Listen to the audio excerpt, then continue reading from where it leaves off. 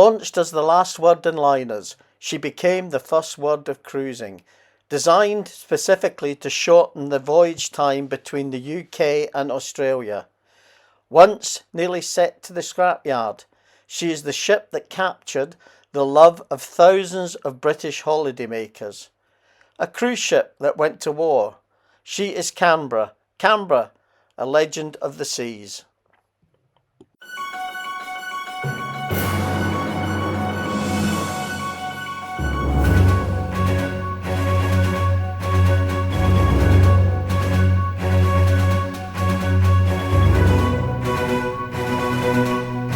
Ladies and gentlemen, this is the captain speaking.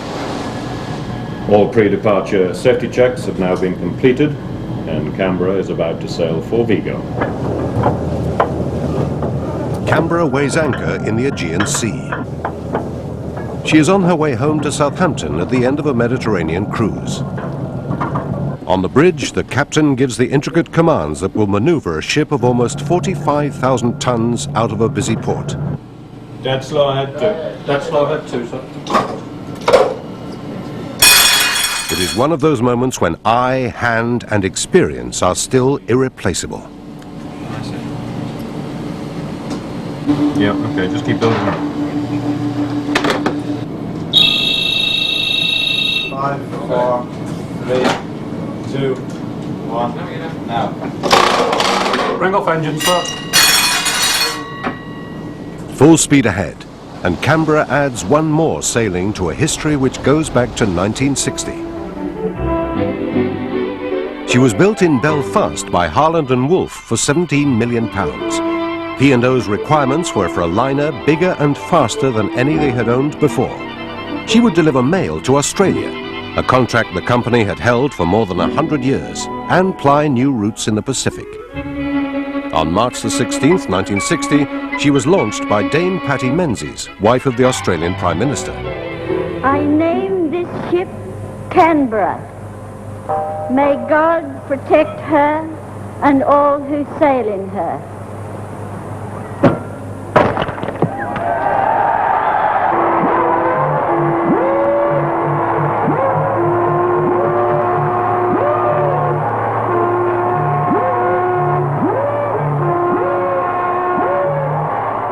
The following summer, her maiden voyage took her to Sydney. Meanwhile, Canberra then started her life as an immigrant ship, taking people from the UK and all over Europe to Australia. They were affectionately known as the £10 Poms. In 1972, she converted to a one-class ship, and then her cruising career began.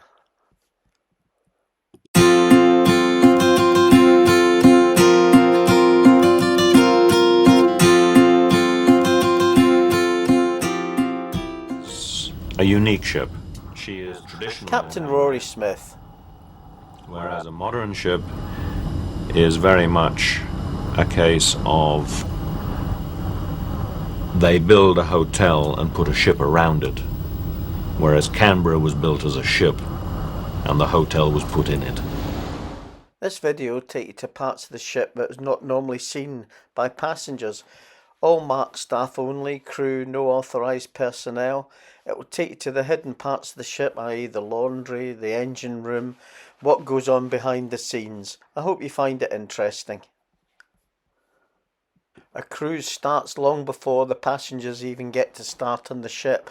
After disembarking 1,680 passengers, it's time to restock the bars, the restaurants, the catering provisions, the hotel side, even the mundane things like as eggs and toilet rolls. They all need to be loaded on for the next 1,680 passengers to come back onto the ship and embarkation.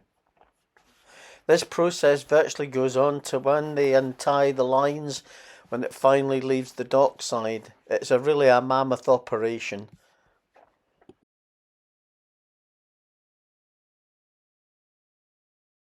As you'll see, even new carpets and fresheners are laid, and also the various provisions and toiletries, etc., restocked in all the cabins, and also the undo and do furniture that maybe be rattling or that's suffered some kind of catastrophe or discomfort, and these are all done prior to the new passengers boarding.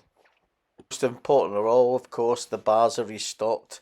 Here you can just see barrels of beer and the cabin stewards getting everything sorted out for the new coming passengers when they come on board. Piano tuning, that always goes on as well. Every time embarkation day, the pianos get retuned, and they then start the process of checking in passengers, making sure that all the documentation is up to date, and the ship will be ready to sail. Turnaround day, as it's known, looks a bit shambolic, but it's a well orchestrated manoeuvre. They do it so often, they're well versed into taking things off, on, restocking, etc., etc. As Canberra leaves Southampton, the extraordinary community which inhabits a great ship sets to work once more to create what will be for many on board quite literally the time of their lives. Early morning tea and World Service News. 5 hours Greenwich Mean Time. BBC World Service. The Galley has broken into those 3 tons of eggs. Breakfast is one of their busiest times.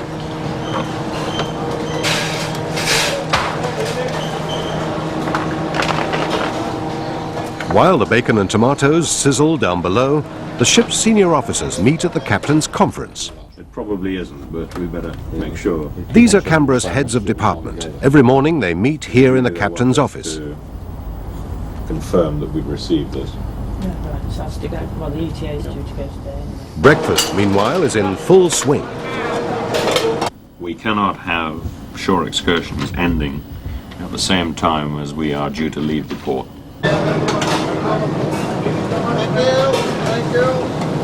Play went quite well last night, although I'm pleased that we've got cloud covering this afternoon, because I think the passengers are actually exhausted with this really hot weather. Apparently it was 105 yesterday, so they're fairly tired, but you know, the complaints it's too hot.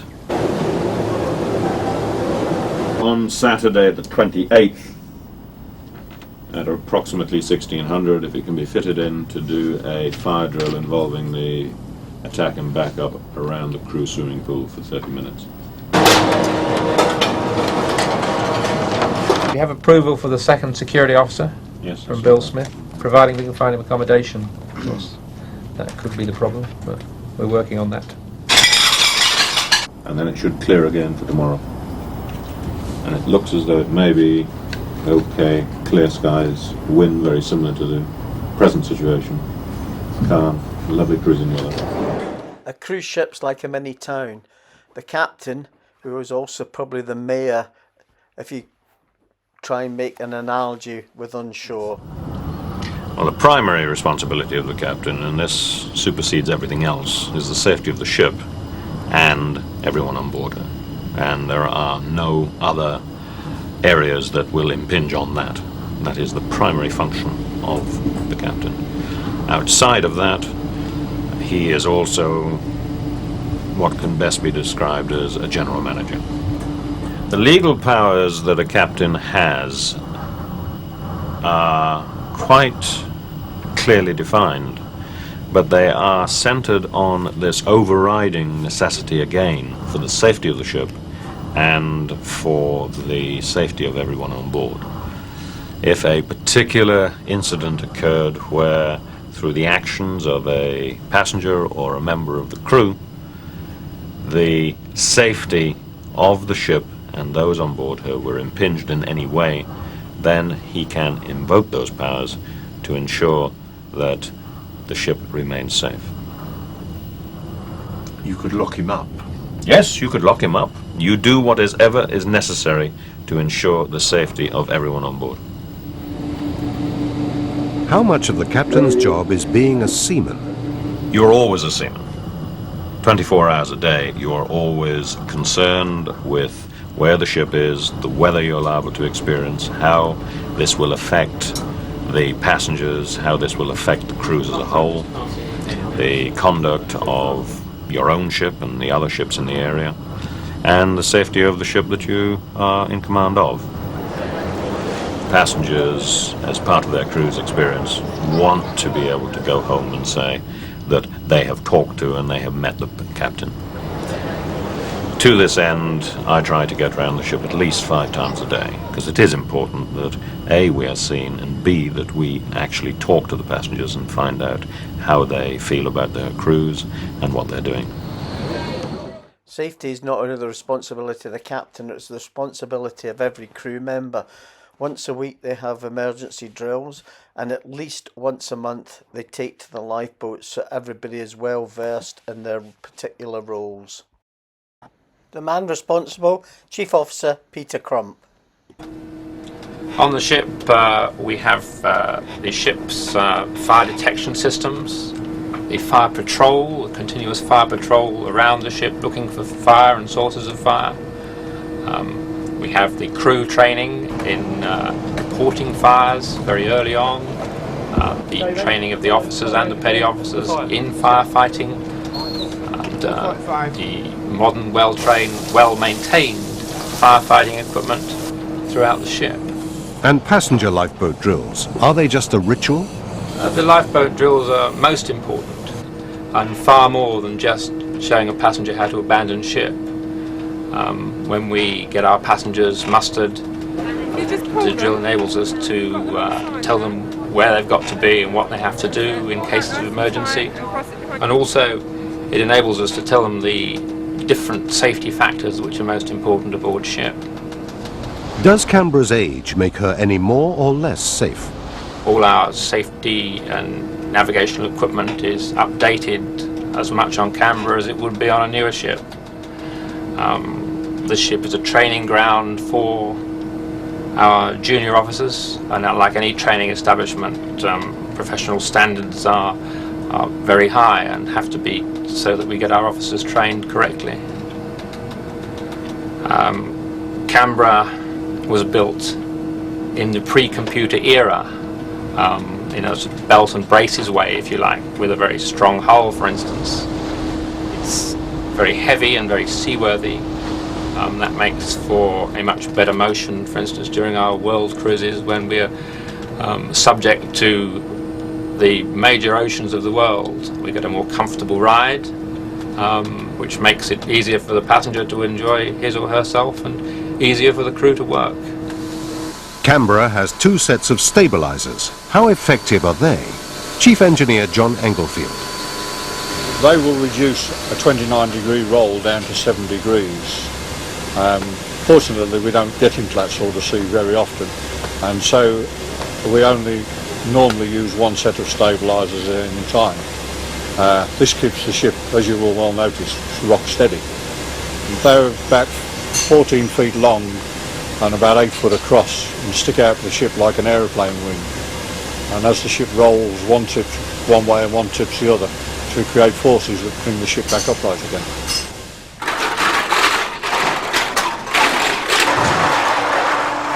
A ship the size of Canberra generates an enormous quantity of waste.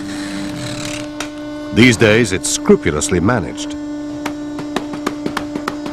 Aluminium cans, for example, are separated, compressed into shiny cubes and stored on board until they can be recycled. Peter Crump again. The days of throwing garbage over the side are long gone. Today we have a very positive approach to the environmental problems of the world, and we have a comprehensive waste management system on board. We generate approximately 18 cubic meters of dry waste every day. This goes down to our waste management centre, where it's sorted and baled and then stored for disposal ashore. Of course, as the chief engineer explains, the ship's waste is not confined to garbage. We have about 5.5 tons of food and solid waste. We have somewhere around about 300 tons of sewage waste. And we have about 120 tons of bilge water that we have to separate and sort out. All the bilge water is passed through separators until it goes out as it came in other words, like seawater. The sewage waste is treated in a treatment farm, and because of the natural action with sewage, that breaks down into pure water, and that's automatically discharged as well. The food waste is put through pulpers just a little bit bigger than the sort of things you fit in your sink at home.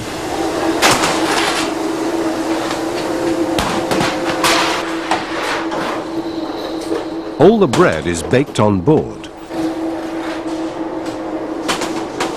7 tons of flour are used in a 2-week cruise to make something like 6,000 loaves and 91,000 bread rolls.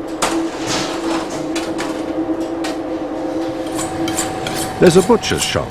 11 tons of meat and 6 tons of poultry and game are consumed in an average fortnight. Meat is one of the commodities always bought in Britain, both for the cuts and for the consistency of quality.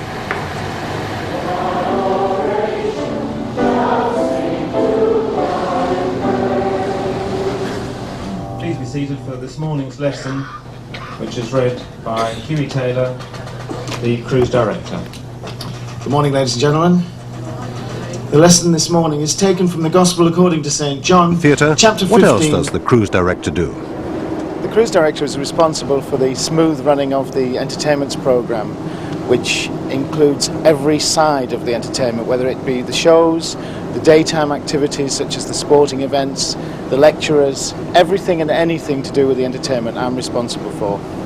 My day is certainly a long day. We'll start every day at sea with a big school, we call it, which is Captain's Conference, and we will discuss how the cruise is going. Then I will go down and speak to my deputy and find out how the team are and if we have any problems. Then the mornings will probably be just wandering around the deck and having a chat with passengers to see how they're enjoying it, to get feedback on the actual cruise. Lunchtimes maybe rehearsal for the shows, afternoon sport, late afternoon bingo, early evening probably a cocktail party to go to, then in the evening itself a couple of shows or comparing.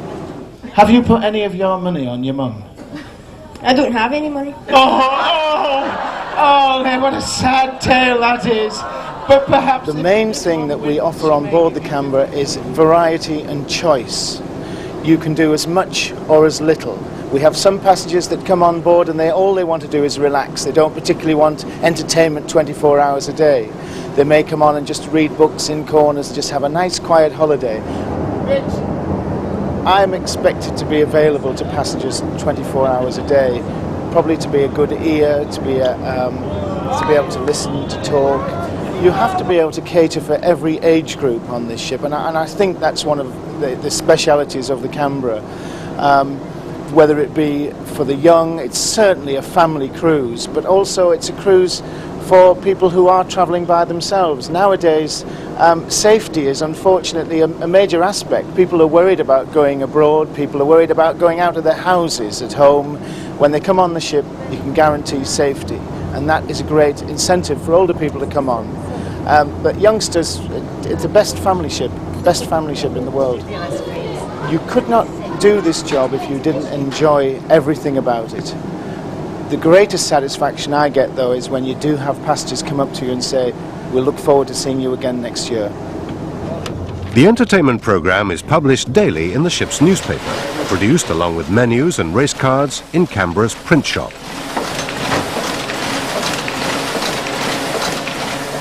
Here's something you're unlikely to find in a newer ship, a full-time carpenter's shop. There's not so much timber in ships these days. It's a scene which goes back to the days of sail.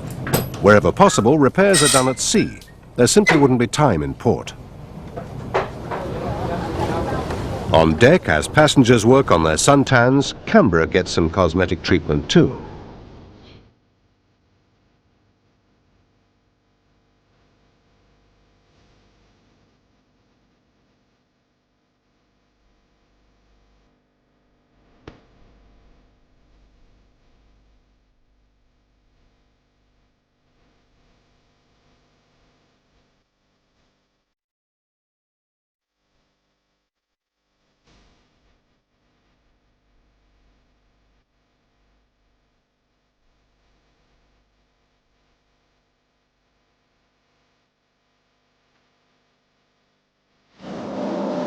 The laundry is another part of the ship affected by today's environmental concerns. To avoid any chance of pollution, it can't be used in port. Often the laundry works round the clock, ironing by day and washing by night. Hardly surprising when in each cabin there are 6 items of laundry per passenger, let alone all the table linen and clothes.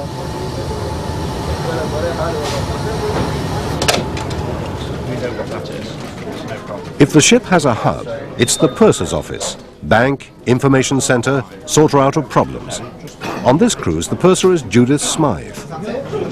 Well, the purser's job really equates to a general manager of a hotel ashore. It covers all the hotel type areas. That's from the accommodation to the restaurants, the galley, the storerooms, all those areas, plus the front desk, and we're of course responsible for all the documentation that's necessary to get us in and out of ports around the world. Good morning all. What are the commonest problems passengers bring them? Cabins, I think, mainly. There's quite often problems with people sharing cabins. They don't get on with their companions, or there's a creak that they're not used to. They may be coming from a very quiet place at home and they're not used to all the ship's noises that there are. That's the main one. Sometimes things like table seating, but we can generally resolve that. But not always. Long ago, when we were going through the Red Sea, and a little old lady came up to me, I was at the desk in those days, and she said to me in all seriousness, "Can you tell me, where did the Red Sea part for Moses?" What is it, in Judith Smythe's opinion, that makes Canberra so special? It's always been known as a very happy and friendly ship, and I think the staff stay here for a number of years. We've got regular staff and we have regular passengers as well, so they build up a rapport between them. And also it's a well-known and happy family ship. We have the children who've been coming for years, and in fact the nursery staff now know what were their charges, are now adult and have children themselves, so there's a certain continuity about it that goes on. Derek Gowland is Canberra's medical officer. What's the differences between being at sea and on land? Sure, you have all the backup facilities of a local hospital, which we often don't have at sea. So you've got to be a little bit of a jack of all trades, a Swiss penknife really. You'll be able to do a little bit of everything, including your basic general practice. People forget we also have a significant number of crew on board, so there's a basic practice, and then the passengers, of course. So really you're a general practice plus a casualty department. We basically have all the facilities of a cottage hospital. There are things we can't carry out, but we can get a patient from A to B in a good condition, and then they can be referred ashore at the next port if there are suitable facilities for their treatment to be taken over. We have a small operating theatre, which we try not to use, don't like going in there, but it's also a treatment room as well, but it doubles up as an operating theatre. What you do is you just need to pop the mask over your face. As well as the dispensary, there is an intensive care unit, an isolation hospital, general wards, and to staff them, an assistant doctor and 4 nursing officers. Good morning. Good morning. How are you feeling this morning? And the most frequent complaints? A lot of sunburn, so you have to be careful. We try to impress on the passengers to take care, so we warn passengers about sunburn. They also have an instance of seasickness, obviously. This can be treated quite easily, and we use an injection and tablets. So people often come and say, what about seasickness? And so obviously it does happen, we get into some heavy weather, but we can treat it, and the treatment's effective. The time is 12 o'clock noon.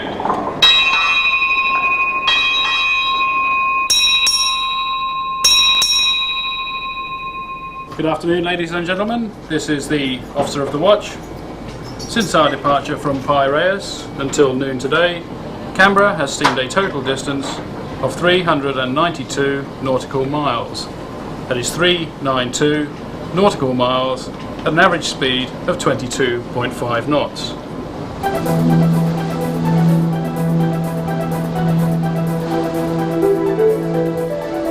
The bridge is manned in 4-hour watches. In open sea, the steering is left to the autopilot. American military satellites provide accurate position checks, but Canberra is not dependent on them. Her course is plotted by men with charts.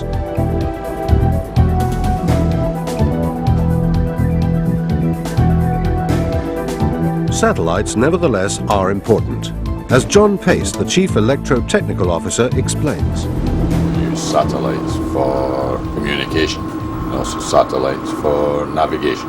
The communication satellites allow us to get in touch with any country, any town, any village in the world.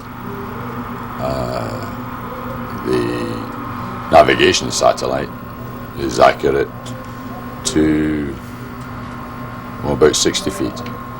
It's taken away the sextant, which was the means of finding out the position you were in. The equipment we use needs a lot of skill to repair if anything goes wrong with it. But we're lucky in the fact that we've got backups for it for all navigational or communication equipment. The radio office is the communications hub, where you could arrange faxes, telegrams in those days, and radio telephone calls. Can understand it, which is not something to trouble passengers calling home. They dial out on the satellite telephone. Good afternoon, I'd like to make a call to London. Certainly, what's the number you'd like to call? 041.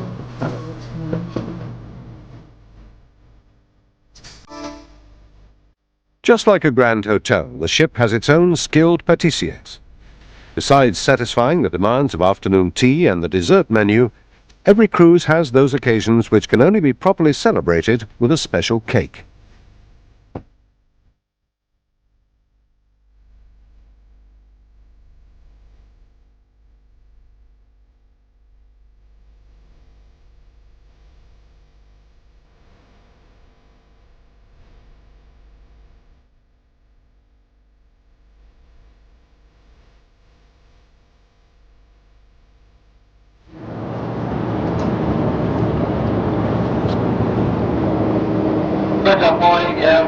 Port engine, slowest down. Port engine, slowest down.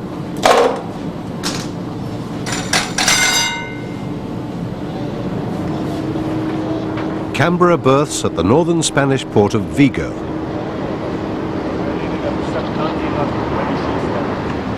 Passengers will go ashore on excursions, and the painters pick up where they left off in a job which has no end. In the deputy captain's office, the ship's committee meets. Did you all get an agenda? In the chair, Canberra's number 2, Nick Carlton. We discuss any issues that have come up regarding the operation of the ship and any concerns of the crew. Really, the agenda is wide open, and then we follow it up, say, the next month, and see what progress has been made on specific issues. Mail. Has there been any problems about receiving mail? What in particular was discussed at today's meeting? One of the things was the company's intention to introduce a new uniform for tradesmen working in the passenger accommodation, and it was discussed things like what sort of colour and the washing facilities and just the practicalities of introducing something that other people may not have thought about. New uniforms, even old ones, are not much on the minds of these people. They are crew members snatching some time off in their own part of the ship. This is the other Canberra, the one many passengers never imagine exists. It also answers the age-old question of where does the crew go when they're off duty. There are around 800 of them, and they have their own messes to relax in, a wardroom for the officers, and bar, although there are now strict international laws restricting the amount of alcohol any crew member may drink on board. The Indian crew have their own mess and a dining room specializing in Indian food.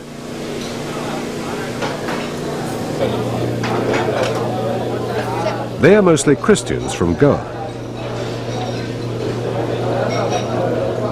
Nearby, the customs of a different culture are observed to enter the Muslim Pakistani crew's quarters. the separation is mainly dictated by the dietary requirements of the two religions. The Pakistanis have their own kitchen too. In the very bottom of the ship is the engine room. Canberra is a steamship. Her boilers burn oil at more than 2,000 degrees centigrade. In hot climates, the temperature in the engine room is well over 100 degrees Fahrenheit. The steam passes through turbines which drive alternators. These generate electricity to power the ship's engines. So ultimately, Canberra is propelled by two mighty electric motors. Together they can produce just over 77,000 horsepower to drive the two propeller shafts. Her fuel consumption, about 53 feet per gallon of oil. Canberra's design was quite revolutionary in her day. Her engines were placed in the stern to free areas amidships for public rooms and cabins. It also meant much shorter pipe runs, important when they are carrying high-pressure superheated steam. But are there any advantages to steam? John Englefield. People always say steamships don't vibrate as much, they are smoother running. But the heavy fuel costs outweigh the maintenance costs. The efficiency of the plant has been well superseded by that of diesels. Canberra burns on average of about 250 tonnes a day. This obviously with speed increases to about 300 a day, and in port about 120 tonnes a day. The other ingredient for making steam is water. Where does that come from? We manufacture all our own. We have 3 evaporator plants on board. We have a total capacity of approximately 1,200 tonnes. We actually use in the engine about 200 tonnes a day, and the passengers and the ship services use a further 600 tonnes a day. Because we have boilers which require very high quality water, the whole plant is designed to make very high quality water. So we're actually, all the water on board is pure distilled water. And we're talking about the maximum of about 4 parts per million of any impurities in it. That's why you get this lovely soapy effect when you go into a shower or a bath on the ship. We do get called out from time to time from passengers. You know, they may have lost a gold ring down the sink. We go and retrieve those for them. Sometimes they lose the false teeth, and those go through the food disposers, and I'm afraid we don't pick those up again. Besides the electricity needed to drive the ship, Canberra also has her own power station to produce electricity for her domestic use.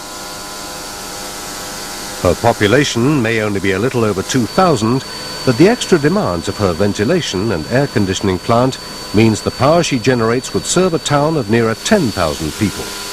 Put another way, you could easily run 9 million electric kettles off Canberra's supply. When the ship enters or leaves port, there are few more tense places on board than the engine room can.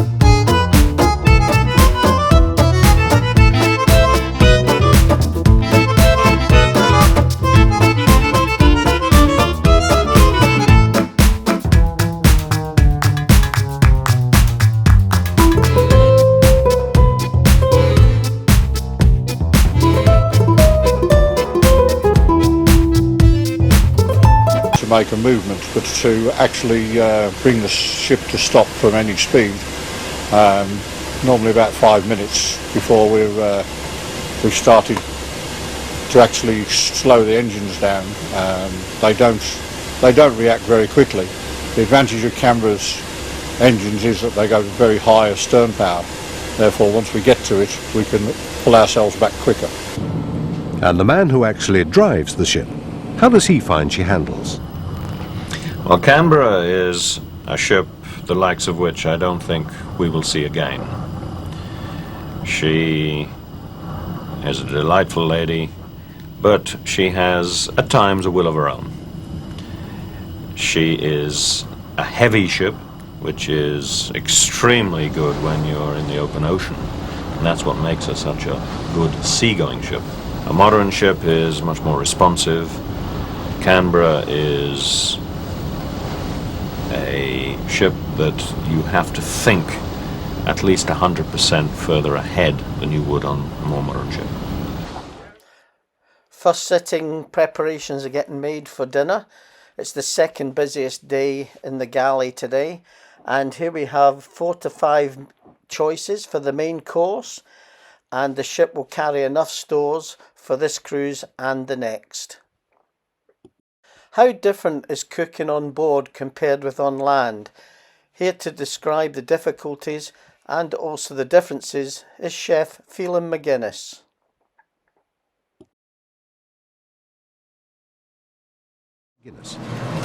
Well, when you're on board ship, you have your customer for the whole length of the cruise. That includes your breakfast, lunch, dinner, and buffets. Every meal which they eat is eaten on board. Our average cruise will be catering for 1,650 passengers plus 800 crew, and the consumption during a normal day would be in the region of around 10 tons.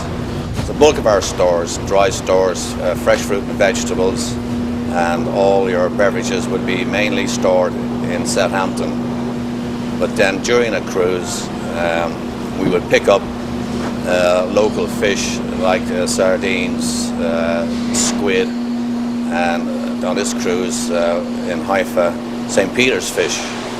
Also local fresh fruit and vegetables. And at this time of the year, we would pick up early season potatoes in Spain. We work the galley in the same way as we would work a hotel kitchen ashore. It's a very high pressure area. We have to get our product out on time. You know, we have breakfast, lunch, lunch buffets, special parties at times, dinner. So everybody has to be cool, calm, and a lot of stamina, because on board ship we are working 7 days a week. We don't get days off, apart from your biscuits which are used for cabin service, which are bought in, but the rest is all produced on board Canberra.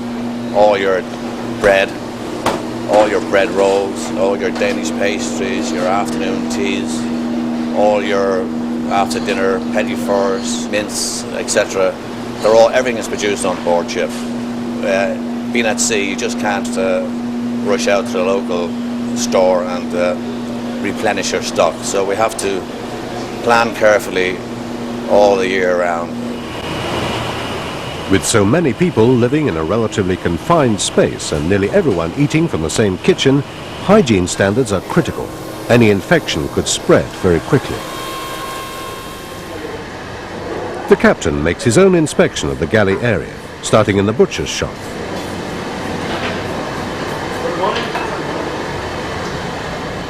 Hygiene has such high priority that its maintenance comes under the direct responsibility of the deputy captain. We're serving up to 8,000 meals a day in the ship, and everyone is living very close together, so it's extremely important that the ship is maintained to very high standards.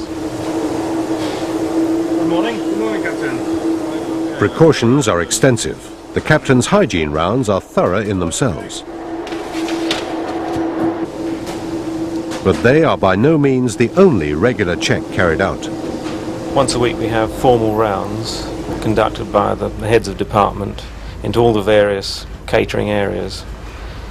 That's supplemented by inspections when we get to Southampton by Southampton Port Health, and when the ship's in the United States we're inspected by the United States Public Health, which run a very strict system, and it's on a point system where you have to maintain 85% to pass. Mr. and Mrs. Jones and Dr. Gemma.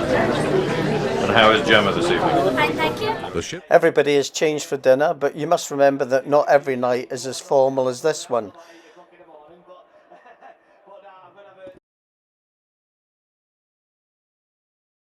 The Galley has now completed its starters and its soup courses and its fish courses and is now moving on to the main course, whilst the passengers are oblivious to what's going on down the stairs. James. From County Antrim. So, just down a bit so I can see your face. Ah, it's lovely. Right, now, are you having fun? Oh, great.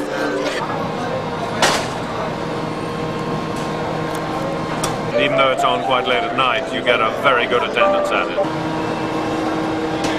Did you go and tour in Haifa? You're going to be better next time. Good. Glad to hear that. It's always a hectic day, isn't it? The only thing is you're so far away from the shops. Thank you for coming along. Hope you enjoy it. We will. We have every intention of doing so. With dinner over, it's take your seats for the first show. Backstage, the company, all professional entertainers engaged back in Britain, look almost as tense as an engineer about to go full speed astern.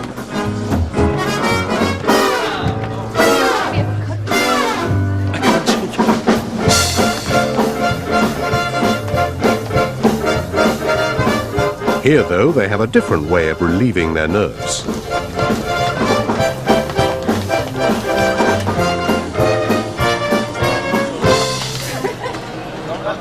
In the meantime, the Galley has gone back to square one to serve dinner at the second sitting. Fish, consomme and vegetable soup are all dished up and whisked to the tables in 2 restaurants.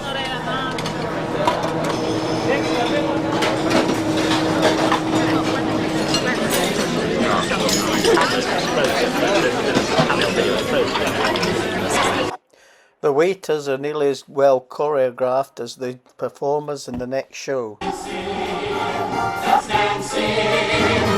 Suddenly jump or leap into the air. Try dancing. Dancing's a better bet you'll ever get. A better way to get from here to there. Meanwhile, in the photographer's shop, endless glossy images which will be put into albums for posterity for years and years to come. Our final word on this video goes to the Master at Canberra, Captain Rory Smith. Canberra is the end result of a long line of ships and cruising and expertise. For 150 years we have been cruising. The crew that we have on board now in many cases are 6th generation of the people who initially started in this company. We have a tremendous depth of expertise. We have a loyalty and a family feeling. In some cases we have fathers and sons on board now who've been with the company for years. They have the expertise, particularly for dealing with the British passenger. Canberra is a British ship, unashamedly so, and we cater for the British.